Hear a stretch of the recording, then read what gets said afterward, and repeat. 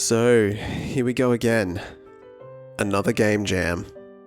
Coming off the back of Kenny Jam, I was pretty burnt out. I'd put a ton of effort into that jam. 2 days to try and make game is hard, especially when you're doing something new for the first time. I put 3D, cutscenes, dialogue, enemies, and a whole lot of other stuff to make that game. It was received okay, but it was definitely shooting way too high and ended up falling short of my own expectations for what I wanted it to be.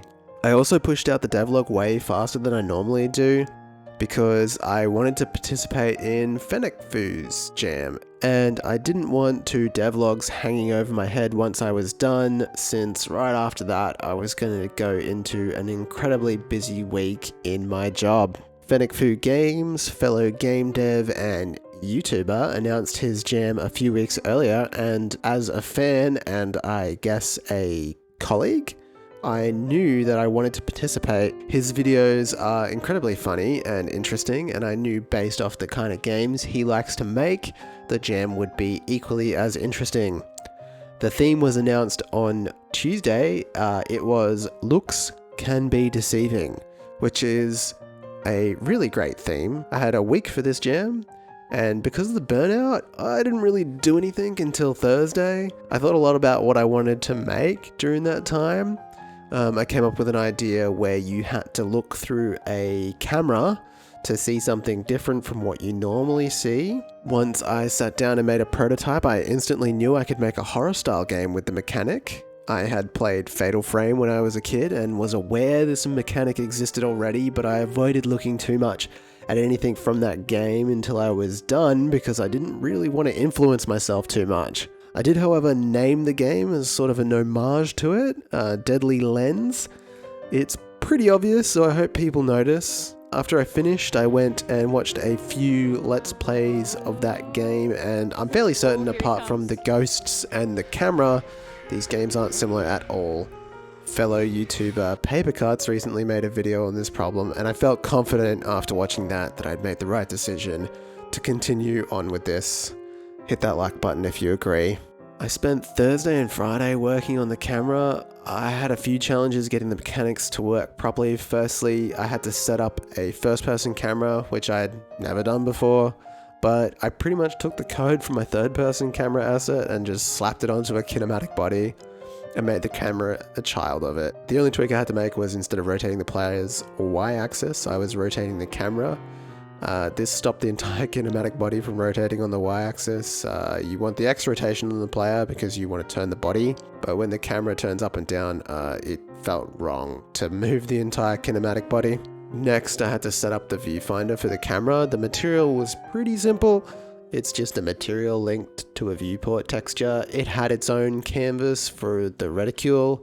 The code is incredibly simple. It's a child of a camera, so you don't need to worry about its movement. I have a single line to put the viewport camera on the game camera model. Then when you press right click, an animation plays and it moves the camera to the game camera. I had initially set this up to be slightly angled because you know who holds a camera straight in their face.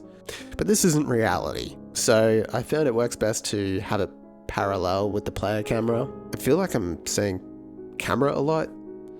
Anyway, I wanted to give the player a goal.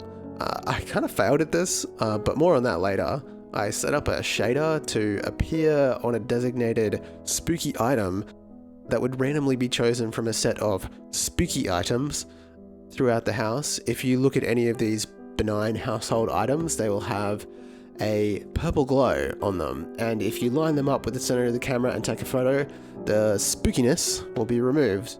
I spent a bit of time setting up the shader and the whole node setup to make sure this all works. So whenever you enter the house, 5 items throughout the house are randomly chosen, which is really cool, but I didn't really tell the player that. So here's where things went a little bit sideways. I lost a lot of time on some other things that were less important. As I mentioned before, I was a bit drained from everything that was going on around me, and because of this, even though I had designed the game at this point to be take 5 photos of possessed items around the house to win, I never at any point explained that to the player, so I don't think anyone actually figured out what to do. There's literally a complete sign that comes up when you do it. If someone played it and found the complete sign, please let me know down in the comments. It wasn't too important because the game can be completed anytime by walking out to the car, I guess. But I still consider this a bit of a miss, since on subsequent playthroughs I found there's a bit of a so what element. So what is the point? So what am I supposed to do? So how do you actually complete this game? The other thing I totally failed at was including instructions on how to view the photos you take, which took an entire evening to make. You can freaking take photos and look at the photos you've taken, which is really cool. You can do this in the game. Did I make the player aware that you could do this? No.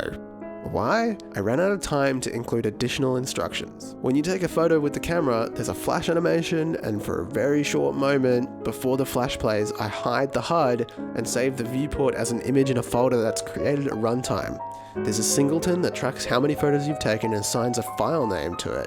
Photo 0, 1, 2, 3, and so on. Then when you press the C button, the camera roll is shown. It uses the same singleton to look up the image that was saved and displays it on the screen.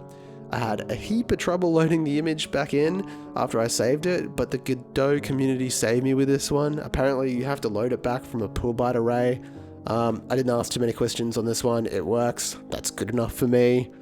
Some other things I wish I had done with this mechanic. I wish I had made a gallery like on a phone that you could view the photos with. That would have been sick. I wish I had made a persistent file that keeps track of the photos you've taken. So if you come back to the game, you can see all the photos you've taken in the past. But this is a game jam, and I knew most people would just be playing at one time, so I didn't bother with that and just moved on. So after that, I had to actually model a few areas for the player to explore. And I lost a little bit more time on this because I'm very inexperienced in creating 3D levels, and I find the process to be quite tedious at times. I think this is just a Godot engine thing, probably. I sculpted the outside area in Blender using dynamic topology. I was not concerned about the topology of the landscape, and by this time I decided to go with the PSX Style Horror genre that's really popular right now. So I wanted it to look jaggy, and I knew I could get that look with this method. This probably affects performance, but I didn't have time to research a better way. I know there's a landscape tool for Godot, but I don't know for sure that you can get a low poly look from it. I never checked though, so yeah. Anyway, so setting up the landscape was super easy after sculpting. I used 3 materials and didn't worry about roughness and normal maps since it's PSX style, so I don't need it, which is awesome. I used the scatter tool from Xylan, which made placing trees and rocks super easy. Then to model the house, I used a kit bash pack from Elegant Crow for the inside and outside. This took most of Saturday and Sunday to do, and I wasn't happy with the result. I'm not an interior designer. I originally planned to make the inside all put together, and when you look through the camera it would be all messed up, but it was too much work for the time left, so I made the whole house look abandoned and dropped in some dead bodies instead, which sounds kind of strange to say out loud. I hope my neighbors didn't hear that. So after all that, I was running out of time before the deadline. I knew I hadn't set up the proper game loop yet, and this is why it's not clear to the player that there's actually a goal when you get into the house. I knew I wasn't going to make it, so I made it so you can leave the house and press F on the car to end the game. Might not have been the best decision, but at this stage in the jam, I was throwing things together to try and get a proper game together. Another area I cut corners was entering and leaving the house. I don't know how to track the player's entry and exit points, so when you leave the house you're actually loading in at the right spot. So instead I just used a completely different scene from when you started.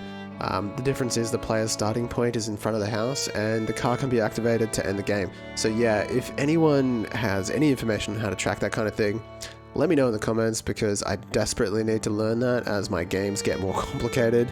I can't keep doing this. It's horrible. I hate it. Anyway, so that's the jam. Let's talk about the aftermath. Holy shit, people are actually playing this game.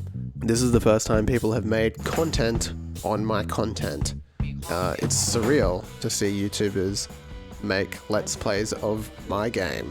I'm super happy. It's a really humbling experience. I wish I can make something better in the future so people can actually have a good game to play.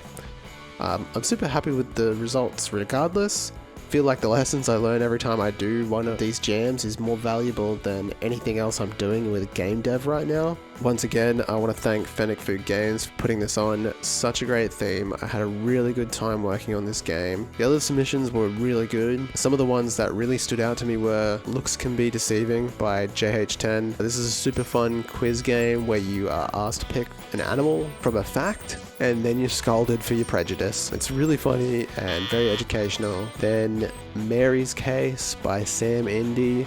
This one is my top vote for sure. It's a pixel art visual novel. The English lets it down a little bit, but if you can fill in the blanks, it's a really fascinating crime thriller.